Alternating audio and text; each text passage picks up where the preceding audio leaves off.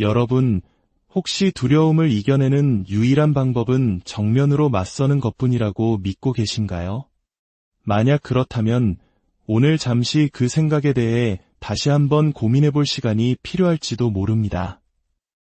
우리는 오랫동안 두려움이란 마치 적처럼 힘으로 정복해야 하는 대상이라고 배워왔습니다. 하지만 그 생각이 어쩌면 우리가 오랫동안 제자리에 갇혀 있다고 느끼게 만든 바로 그 이유일지도 모릅니다. 오늘 이 이야기가 당신의 마음에 작은 등불이 될 것이라 느낀다면 잠시 시간을 내어 좋아요와 구독을 통해 이 지혜의 빛을 더 널리 퍼뜨리는 일에 동참해 주시길 바랍니다. 이야기를 듣는 모든 순간 당신의 마음에 평화가 깃들기를 기원합니다. 20세기 가장 위대한 사상가 중 한 명인 칼 융은 두려움에 대해 우리에게 완전히 다른 그의 지혜는 우리의 모든 것을 바꿀 힘을 가지고 있습니다. 융에 따르면 두려움은 패배시켜야 할 적이 아닙니다. 오히려 두려움은 반드시 이해되어야 하는 내면의 목소리, 바로 여기에 우리가 두려움에 대해 가지고 있는 가장 큰 오해가 존재합니다. 우리가 잘못된 방법으로 두려움을 이기려고 애쓰는 한 그 두려움은 어둠 속에서 계속해서 우리를 지배할 것입니다. 하지만 아마 누구도 당신에게 이런 이야기는 해주지 않았을 겁니다. 당신의 두려움 속에 당신의 가장 깊은 자유로 통하는 숨겨진 열쇠가 있다는 사실을 말입니다. 이것은 용기에 관한 이야기가 아닙니다. 힘에 관한 이야기도 아닙니다. 우리에게 필요한 것은 그보다 훨씬 더 깊고 근원적인 것, 바로 자각입니다. 그러니 잠시 멈춰서서 스스로에게 질문해 보십시오. 지금까지 내가 두려움에 대해 알고 있던 모든 것이 오늘 우리는 융의 지혜를 따라 두려움에 대한 단 하나의 인식 전환이 어떻게 우리의 삶을 영원히 바꿀 수 있는지 그 비밀을 파헤쳐 볼 것입니다. 먼저 질문 하나로 시작하겠습니다. 지금 이 순간 당신을 가장 힘들게 하는 두려움은 무엇인가요? 잠시 시간을 갖고 깊이 생각해 보세요. 그리고 용기가 생긴다면 댓글로 그 두려움을 세상 밖으로 꺼내어 자신의 두려움을 인정하고 표현하는 그 작은 행동이야말로 진정한 이해와 변화를 향한 가장 위대한 첫걸음이 될 수 있습니다. 두려움은 단순히 부정적인 감정이 아닙니다. 그것은 우리 내면에서 우리가 오랫동안 회피해온 무언가가 있다는 것을 알려주는 소중한 신호이자 메시지입니다. 우리가 두려움으로부터 도망칠 때마다 혹은 없는 척 외면할 때마다 우리는 사실 자기 자신의 일부를 거부하고 있는 것과 같습니다. 칼 융은 두려움을 적으로 보지 않았습니다. 그는 두려움을 무의식의 세계에서 온 전령으로 보았습니다. 이 전령은 때로는 마주하기 고통스럽지만 결코 영원히 무시할 수는 없는 진실을 품고 우리를 찾아옵니다. 두려움에 맞서라 혹은 그냥 밀어붙여 같은 말을 얼마나 많이 들어보셨나요? 우리 사회는 두려움을 극복해야 할 장애물이며 오직 용기만이 그것을 사라지게 할 수 있다고 가르칩니다. 하지만 솔직하게 자문해 보십시오. 그 방법이 얼마나 효과가 있었나요? 애써 이겨냈다고 생각했던 두려움이 어쩌면 이전보다 더 강력한 모습으로 당신을 다시 찾아오지는 않았나요? 융은 우리에게 다른 길을 제안합니다. 더 힘들고 어려울 수 있지만 그만큼 더 근본적인 변화를 가져오는 길입니다. 그는 두려움이 부수어야 할 벽이 아니라 우리를 어딘가로 안내하는 이정표라고 믿었습니다. 그 이정표는 우리 정신의 어느 부분이 간절하게 자신을 봐달라고 외치고 있는지를 가리킵니다. 그곳에는 우리가 오랫동안 묻어두고 거부하고 숨겨왔던 우리 자신의 조각들이 있습니다. 때로는 어둡고 고통스럽고 수치스러운 모습일 수도 있습니다. 하지만 융은 바로 그 그림자 같은 요소들 안에 우리가 기꺼이 마주하기만 한다면 우리를 온전한 존재로 이끌어줄 성장의 씨앗이 담겨 있다고 가르쳤습니다. 여기에 바로 두려움의 역설이 존재합니다. 두려움은 종종 우리가 성장하기 위해 마치 우리 내면에 그림자로 들어가는 문을 지키는 문지기처럼 말입니다. 그 그림자는 우리가 받아들일 수 없다고, 약하다고, 부끄럽다고, 가치 없다고 딱지 붙인 모든 것을 숨겨둔 곳입니다. 그러나 역설적이게도 그 그림자를 향해 돌아설 때만이 우리는 비로소 온전한 자기 자신이 될 수 있습니다. 융은 이 과정을 개성화라고 불렀습니다. 개성화란 진정한 나 자신이 되어가는 평생의 여정입니다. 이 여정은 두려움을 억누르는 것이 아니라 그것을 탐험할 것을 요구합니다. 어둠으로부터 도망치는 것이 아니라 맑은 자각의 등불을 들고 그 어둠 속 목표는 당신을 두렵게 하는 것을 파괴하는 것이 아닙니다. 그것이 당신에게 무엇을 드러내고자 하는지를 깊이 이해하는 것입니다. 융에게 두려움은 그저 불편한 감정이 아니라 영혼의 나침반이었습니다. 우리가 자신의 본질적인 길에서 벗어났을 때, 내면의 목소리와 단절되었을 때 이 나침반의 바늘, 즉 두려움이 나타나는 것입니다. 이것이 바로 현대사회의 방식이 우리를 실패하게 만드는 이유입니다. 우리는 두려움을 순전히 부정적인 것으로 보도록 훈련받았습니다. 피하고, 외면하고, 의지력으로 진노를 하고 배웠습니다. 하지만 이 접근법은 번번이 실패합니다. 왜일까요? 그것은 두려움의 본질, 즉 당신의 관심과 존재, 그리고 연민을 간절히 바라는 무의식의 깊은 신호라는 점을 결코 다루지 않기 때문입니다. 불안을 예로 들어봅시다. 오늘날 우리는 불안을 제거해야 할 증상으로 취급합니다. 약으로 억누르거나 다른 것에 정신을 팔아 외면하려 합니다. 하지만 융은 우리에게 이렇게 묻도록 권합니다. 이 불안은 나에게 무엇을 보여주려 하는가?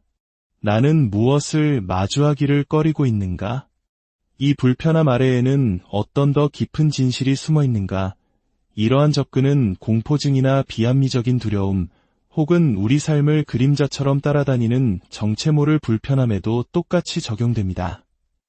이 감정들은 무작위로 생겨난 것이 아닙니다. 그것은 실패의 증거도 아닙니다. 그것은 탐험되기를 간절히 기다리는 우리 내면 풍경의 반영입니다. 그리고 여기 더욱 흥미로운 사실이 있습니다. 두려움은 단순히 개인적인 경험이 아니라 집단적인 경험이기도 합니다. 융은 집단 무의식이라는 개념을 소개했습니다. 이는 인류 전체가 공유하는 지식, 기억, 그리고 원형의 거대한 저장고입니다. 이 관점에 따르면 당신의 개인적인 두려움은 종종 모든 문화와 역사를 관통하여 존재하는 더 깊고 보편적인 두려움을 반영합니다. 예를 들어 죽음에 대한 두려움은 당신 혼자만의 것이 아닙니다. 그것은 인간이라는 조건 자체에 깊이 새겨져 있습니다. 유한한 존재라는 우리의 자각, 인류가 태초부터 지녀온 가장 강력한 원형 중 하나를 반영하는 것입니다. 마찬가지로 거절이나 버림받음에 대한 두려움은 종종 안전, 양육, 소속감에 대한 우리의 원초적인 갈망을 나타내는 어머니 원형과 연결될 수 있습니다. 당신의 두려움이 단지 당신 개인의 문제가 아니라 시간과 공간을 넘어 수십억의 인류가 공유해온 경험의 일부임을 이해하는 것은 우리에게 깊은 연결감을 가져다 줄 수 있습니다. 당신의 두려움은 결점이 아닙니다. 그것은 인간이라는 것이 무엇을 의미하는지를 비추는 거울입니다. 이 사실을 깨닫는 것만으로도 우리는 판단이 아닌 호기심과 연민으로 자신의 두려움에 다가갈 수 있게 됩니다. 융의 관점에서 두려움을 이해하기 위해서는 먼저 그가 묘사한 인간 정신의 구조를 알아야 합니다. 융은 마음을 단일한 개체로 보지 않았습니다. 그는 의식과 무의식, 그리고 그 안의 여러 부분들이 각자 중요한 역할을 하는 복잡한 시스템으로 설명했습니다. 자아, 그림자, 아니마와 아니무스, 자기, 그리고 집단 무의식.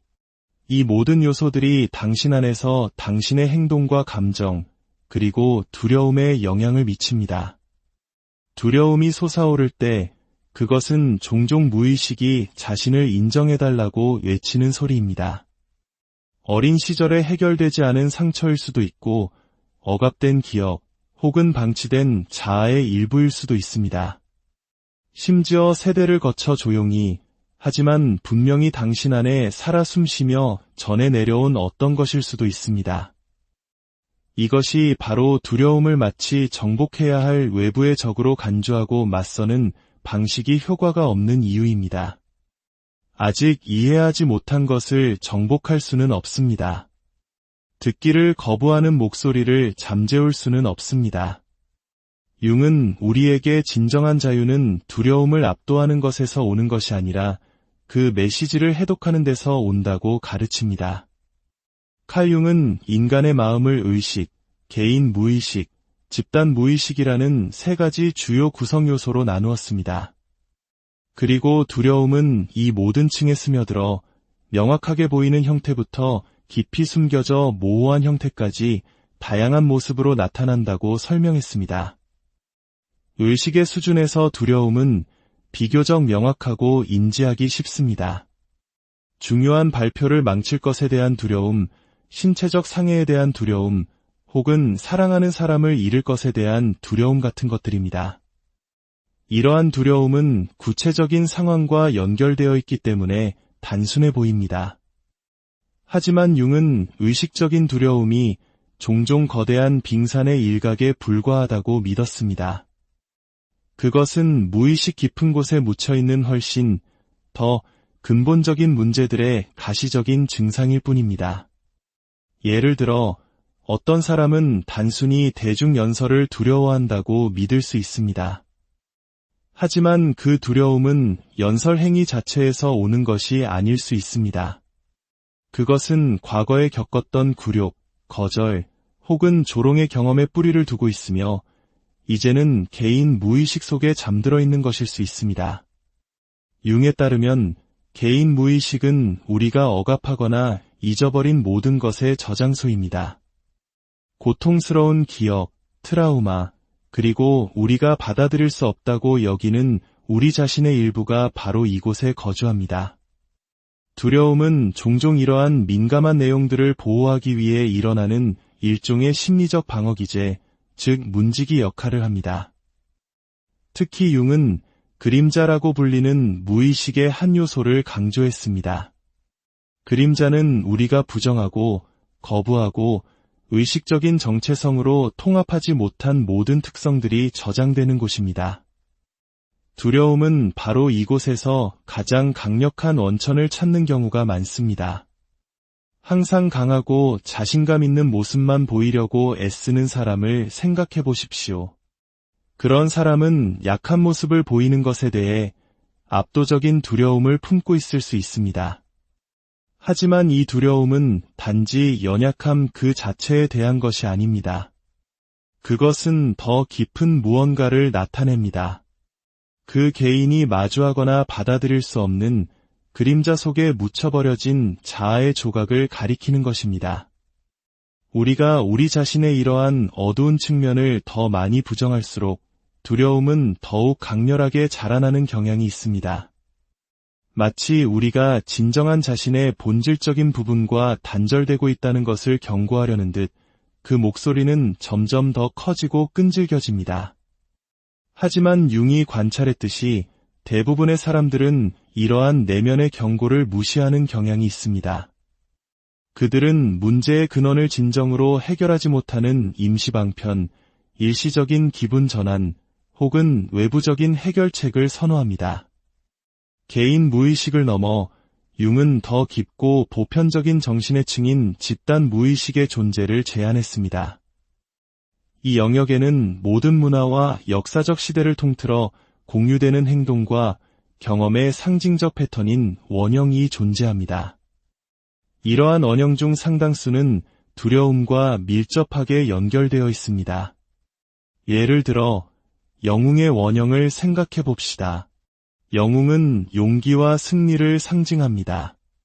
하지만 영웅의 여정은 항상 미지의 것, 그리고 공포와의 만남으로 점철되어 있습니다.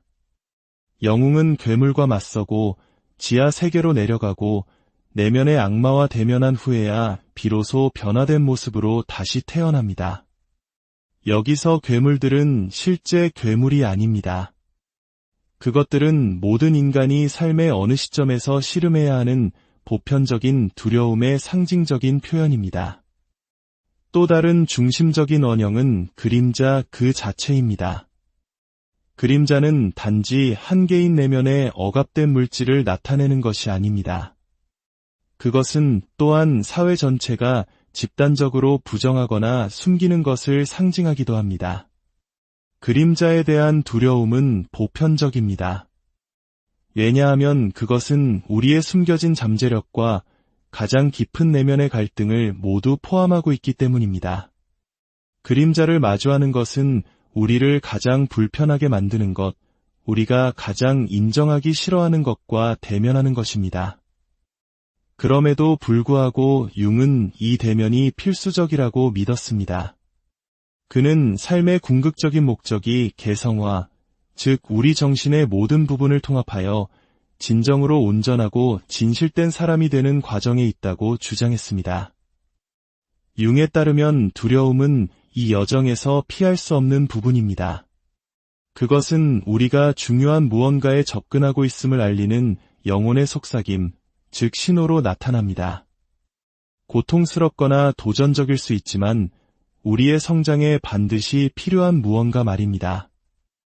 현재의 직업에 깊이 불만족스러워하면서도 이직을 끊임없이 두려워하는 사람의 경우를 생각해 보십시오. 그 두려움은 재정적 불안정이나 미지에 대한 두려움과 같은 합리적인 걱정에서만 비롯된 것이 아닐 수 있습니다. 그것은 안정에 대한 갈망과 개인적 성취에 대한 열망 사이의 더 깊은 내면의 갈등, 즉 줄다리기를 반영할 수 있습니다.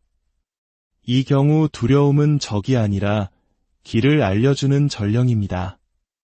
융은 두려움을 마주하는 것을 어두운 동굴에 들어가는 것에 비유했습니다. 처음에는 어둠이 무섭습니다. 하지만 일단 안으로 발을 들여놓으면 이전에는 접근할 수 없었던 숨겨진 보물, 즉 통찰력, 힘, 그리고 자신에 대한 진실을 발견할 수 있습니다. 융의 가장 심오한 아이디어 중 하나는 두려움이 종종 변화가 임박했다는 신호로 도착한다는 것입니다. 그것은 우리가 진화할 준비가 되었지만 여전히 변화에 저항하고 있을 때 나타납니다. 융이 깊이 연구했던 중년의 위기를 예로 들어봅시다. 삶의 특정 단계에서 많은 사람들은 압도적이고 불안한 두려움을 느끼기 시작합니다. 늙어가는 것에 대한 두려움, 사회에서 영향력을 잃는 것에 대한 두려움, 혹은 진정한 잠재력을 실현하지 못한 채 살아온 것에 대한 두려움입니다. 이러한 종류의 두려움은 결코 무시되어서는 안 됩니다. 사실 융의 접근 방식은 바로 이러한 순간에 가장 강력한 힘을 발휘합니다.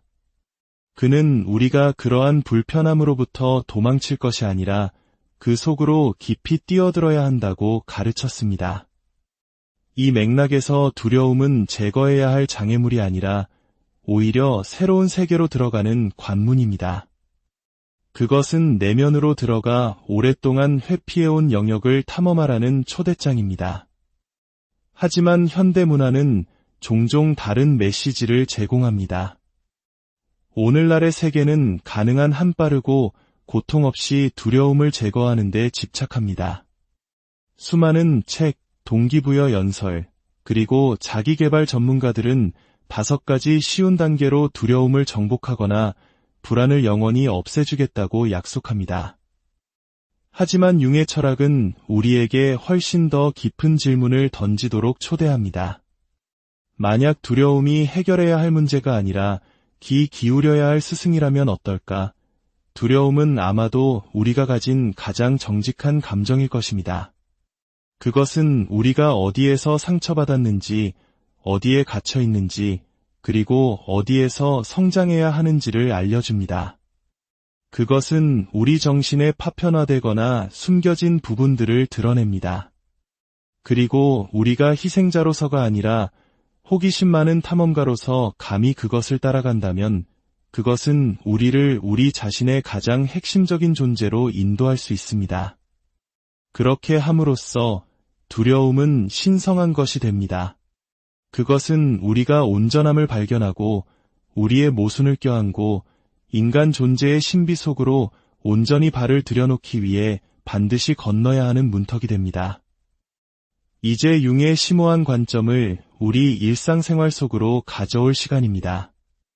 이론은 살아낼 때 비로소 의미를 갖기 때문입니다. 매우 성공적인 전문직 여성이었던 지연 씨의 사례를 들어보겠습니다. 그녀는 안정적인 직업, 사회적 인정, 부러워할 만한 인맥 등 대부분의 사람들이 꿈꾸는 모든 것을 가졌습니다. 하지만 중요한 프로젝트를 이끌거나 대중 앞에서 연설하는 것과 같은 새로운 도전을 요청받을 때마다 그녀는 몸이 마비될 듯한 두려움에 사로잡히곤 했습니다. 그녀는 단지 주목받는 것을 좋아하지 않을 뿐이라고 둘러댔습니다. 하지만 심리 상담을 통해 더 깊은 진실이 드러나기 시작했습니다. 지연 씨의 두려움은 외부의 시선에 대한 것이 아니었습니다. 그것은 불완전하게 보이는 것에 대한 두려움이었습니다. 어린 시절부터 그녀는 실수하는 것은 용납될 수 없다고 배웠습니다. 모든 실패는 그녀에게 수치심을 안겨주었고 그녀는 그것을 반복하지 않기 위해 필사적으로 노력했습니다. 하지만 불안감과 의심으로 가득 찬 그녀, 정신의 일부는 사라지지 않았습니다. 단지 억압되었을 뿐입니다. 성인이 되자 그녀의 그림자는 자신의 결점이 드러날 수 있는 상황에 대한 깊은 두려움의 형태로 나타났습니다. 지연 씨가 마침내 이 숨겨진 자신의 일부를 탐험하기 시작했을 때 그녀는 완벽에 대한 강박적인 추구가 오히려 자신의 삶을 제한하고 있음을 이해하게 되었습니다. 그녀는 두려움이 제거해야 할 대상이 아니라 자신의 모든 결점을 포함한 인간성을 받아들이라는 초대장임을 깨달았습니다. 그리고 그 깨달음은 그녀에게 깊은 해방감을 안겨주었습니다. 이제 재능 있는 예술가였던 한 남자의 이야기를 해보겠습니다. 그는 수년간 아무것도 창작하지 못했습니다. 그는 스스로에게 단지 영감이 떠오르지 않을 뿐이라고 말했습니다. 하지만 마음속 깊은 곳에서는 진짜 문제가 평가받는 것에 대한 두려움이라는 것을 알고 있었습니다. 그가 융의 틀을 통해 이 막힘을 탐험했을 때 그는 심오한 사실을 발견했습니다. 그는 사실 다른 사람들이 자신의 예술을 어떻게 생각하는지를 두려워한 것이 아니었습니다. 그를 공포에 떨게 한 것은 바로 그 자신의 내면의 비평가였습니다. 그는 자신의 가혹한 판단을 주변 세계에 투사하고 있었던 것입니다. 그의 그림자 속에는 그가 결코 충분히 좋지 않을 것이라고 끊임없이 속삭이는 비판적인 목소리가 있었습니다. 그의 두려움은 다른 사람에 대한 것이 아니라 자기 자신에 대한 것이었습니다. 그는 앞으로 나아가기 위해 이 숨겨진 정신의 일부를 마주하고 통합해야 한다는 것을 깨달았습니다. 일단 그렇게 하자 그는 인정을 받기 위해서가 아니라 개인적인 진실과 표현의 행위로서 다시 창작을 시작할 수 있었습니다. 융은 종종 두려움에 맞서는 과정을 묘사하기 위해 상징적인 이미지를 사용했습니다. 그의 가장 강력한 비유 중 하나는 어두운 동굴입니다. 두려움은 우리가 피하는 어둡고 위협적인 입구와 같습니다. 그러나 그 동굴 안에는 우리가 찾고 있는 보물이 있습니다. 이미지는 두려움이 단지 장벽이 아니라 그 아래에 의미 있는 무언가가 숨겨져 있다는 신호임을 상기시켜줍니다. 지연 씨에게 보물은 자기 수용, 즉 자신의 불완전함을 껴안는 법을 배우는 것이었습니다. 예술가에게 그것은 평가에 대한 두려움 없이 창조할 수 있는 자유였습니다. 그렇다면 우리는 어떻게 일상생활에서 두려움과 함께 작업하기 시작할 수 있을까요? 그것은 자각에서 시작됩니다. 첫째, 당신의 두려움에게 질문을 던져보세요. 두려움을 느낄 때 자동적으로 반응하는 대신 잠시 멈추고 물어보세요. 이 두려움은 나에게 무엇을 말하려고 하는가? 이 간단한 질문이 깊은 통찰력의 문을 열 수 있습니다. 둘째, 반복되는 패턴을 관찰하세요.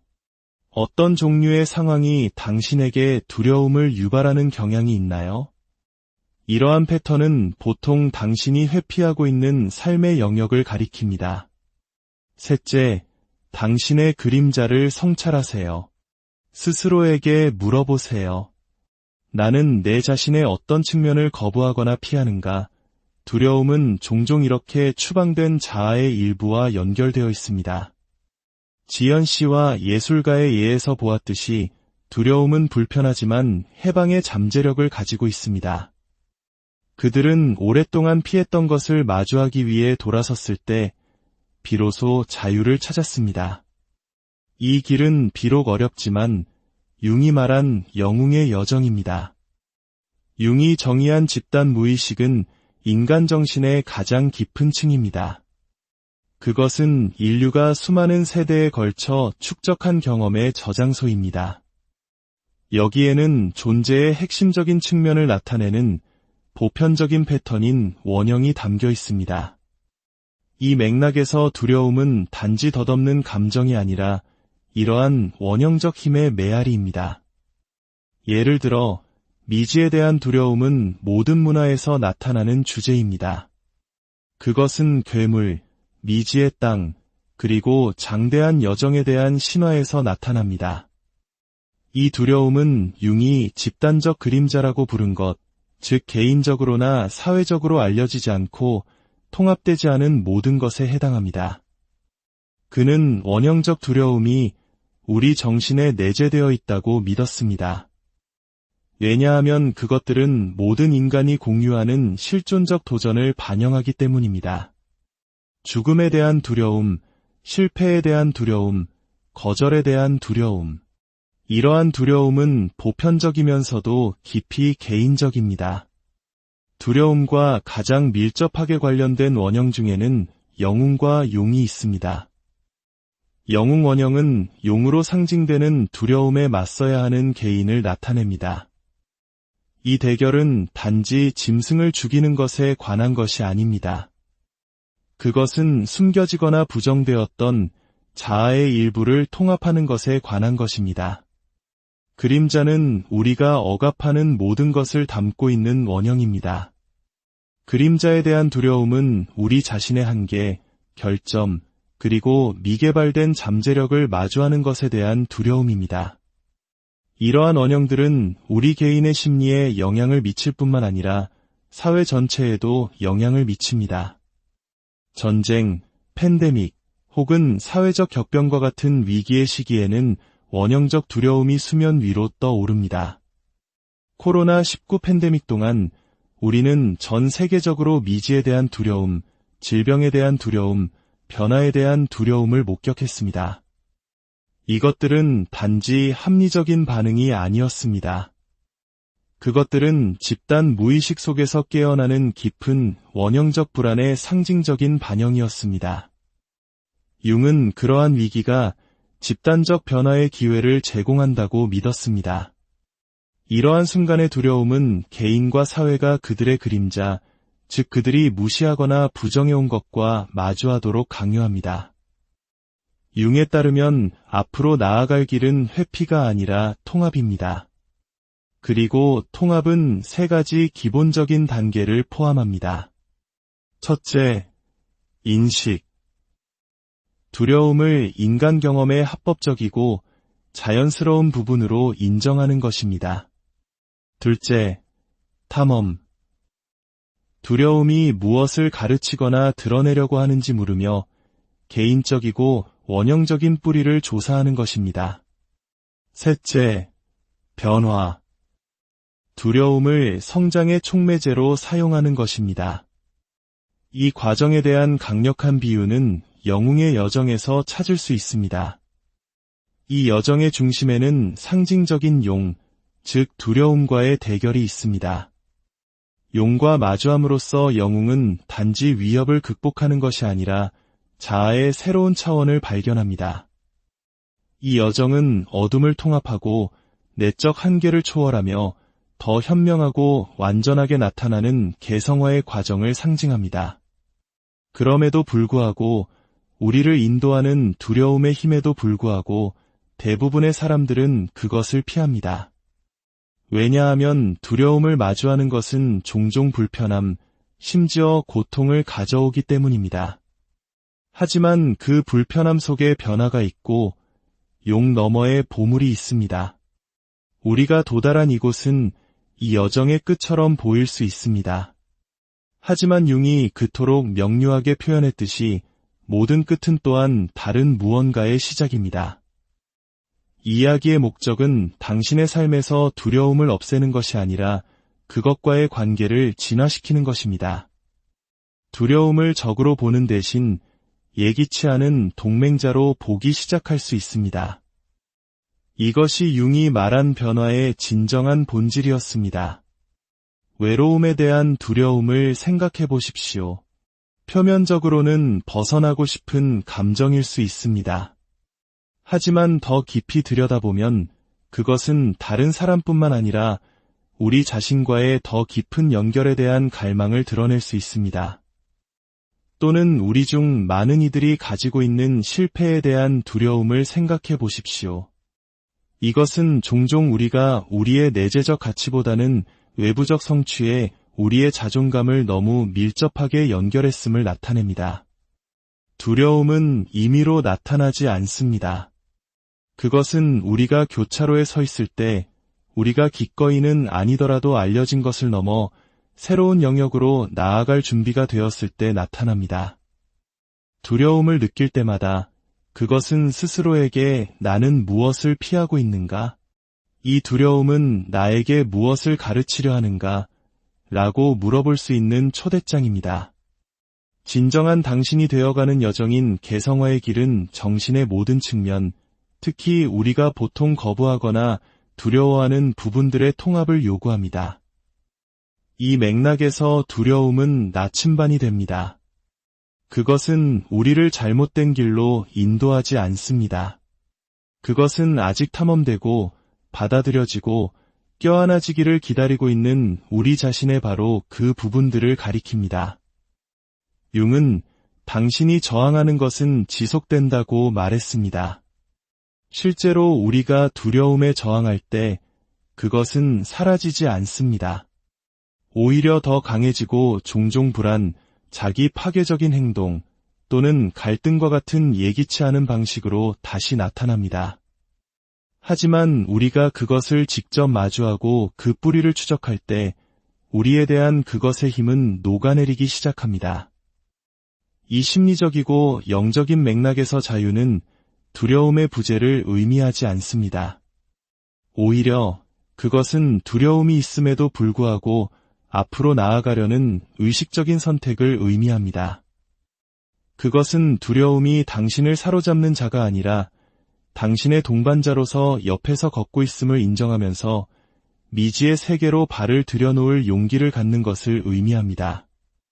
이 탐험을 마치며 두려움과 새로운 관계를 맺는데 도움이 될 수 있는 몇 가지 융에게서 영감을 받은 실천법을 제안합니다. 첫째, 당신의 두려움과 대화를 시작하십시오.